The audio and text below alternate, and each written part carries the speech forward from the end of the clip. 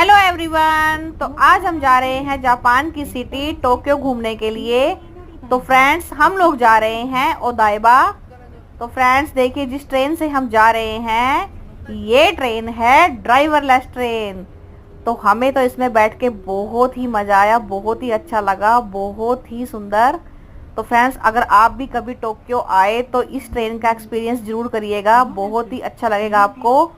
और वीडियो अच्छी लगे तो please like share and subscribe. मिलते हैं नेक्स्ट वीडियो में, बाय।